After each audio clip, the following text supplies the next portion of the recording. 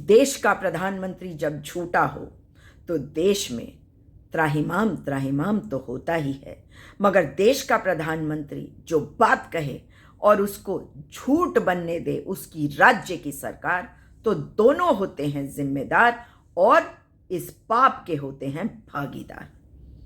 देश के प्रधानमंत्री ने 2020 जब पैंडेमिक आया तो क्या कहा? ताली बजाओ, थाली बजाओ, दिए जलाओ, मोमबत्ती जलाओ, मोबाइल की लाइट जलाओ, इतने बजे जलाओ, इतने मिनट जलाओ। साथ ही ये भी कहा था कि जो डॉक्टर्स हैं, जो हेल्पर्स हैं, जो कोविड वॉरियर्स हैं, उनके ऊपर फूल बरसाओ। आज ऐसा क्यों है कि उत्तराखंड में प्रचंड बहुमत की भारतीय जनता पार्टी की डबल ट्रिपल इंजन वाली सरकार है और मेरे कोरोना वॉरियर्स सड़कों पर हैं, बेहाल हैं? आखिर क्यों? धरना स्थल पर 2022 से वो बैठे हुए हैं। जानते हैं क्यों? 2020 में मोदी जी ने कहा था कि इनको परमानेंट नियुक्ति मिलेगी, चाहे वो डेटा एंट्री करते हों या वो स्टूवर्ड्स हो, हेल्पर्स हो, नर्सेस हो। मगर क्या ऐसा हुआ? नहीं।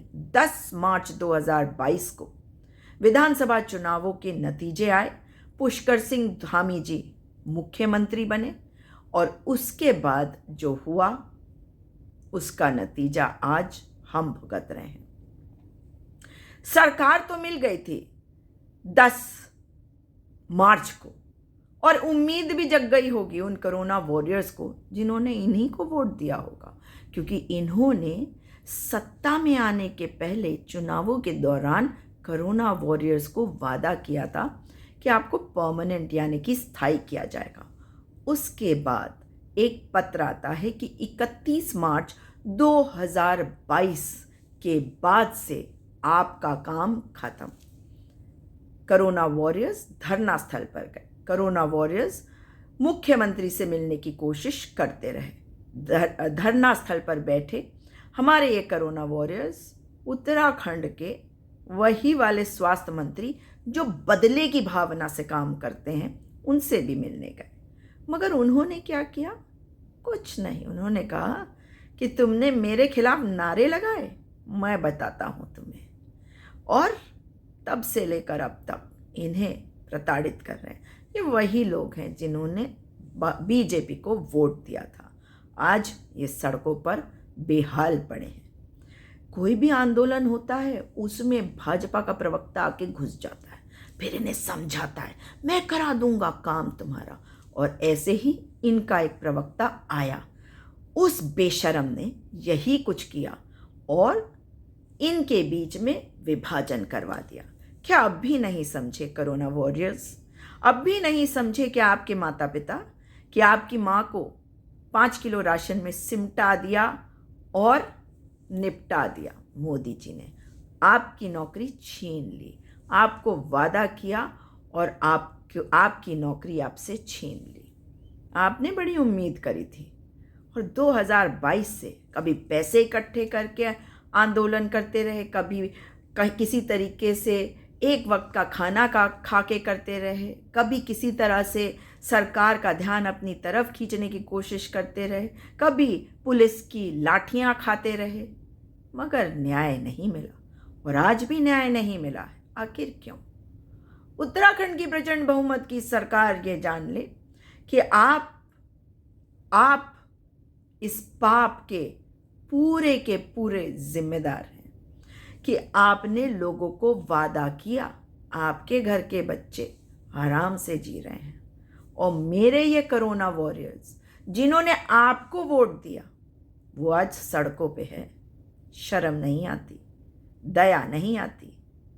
इनकी हालत देखकर सिहर उठता है इंसान, मगर बीजेपी को कोई फर्क नहीं पड़ता। इनकी शान और शौकत तो बनी रहनी चाहिए। वन मंत्री को वन की फिक्र नहीं, स्वास्थ्य मंत्री को स्वास्थ्य की फिक्र नहीं, अपनी हाइट की फिक्र, किसी भी मंत्री को किसी चीज़ की फिक्र नहीं और जनता को अपनी फिक्र नहीं, क्योंकि जनता को ये समझ जब तक नहीं आएगा कि जिस सरकार पर आप भरोसा करते हैं वो चुनाव के समय आकर आपसे वायदा तो कर देती है पर निभाती नहीं, और फिर तब तक हो जाता है बहुत लेट क्योंकि आपका वोट चला जाता है इनको। फिर क्यों पूछेंगे ये भला? अगर अब चाहते हैं आप कि आपकी स्थिति हो बेहतर तो अब की बार कम से कम इन्हें उखाड़ कर फेंकिएगा। और सरकार से अब भी कहूँगी कि उखाड़ कर तो आपको फेंका ही जाएगा, मगर अगर कुछ शर्म आती है, और ख़ास करके मुख्यमंत्री जी, तो ये जो बच्चे हैं ना, कोरोना वॉरियर्स हैं, इनको जो वादा किया था और इन्होंने जिस वक्त काम किया था, जिस वक्त पूरी दुनिया अपने घरों में अपने आप को बंद करके अपने को सुरक्षित रख रही थी, अगर आज इनके साथ न्याय नहीं किया तो आपके साथ न्याय ज़रूर होगा। और कांग्रेस की सरकार आएगी तो इनका भी न्याय होगा, मगर आपकी वादा खिलाफी के लिए, आपके अन्याय के लिए यही कोरोना वॉरियर्स आपको सज़ा अवश्य देगी। आंखें खुल जाए तो भले ही आपको अब सरकार से निकाले, लेकिन कम से कम इनको इनकी स्थायी नियुक्ति तो दे दो। पुष्कर सिंह धामी जी, इतनी बेशर्मी कहाँ से लाते हो? इतनी निष्ठुरता कहाँ से लाते हो? जनता की सेवा करने आए हो और अपने ऊपर फूल बरसवाते हो और जनता को सड़कों पर छोड़ देते हो। अरे शर्म करो और डूब मरो मुख्यमंत्री जी, डूब मरो।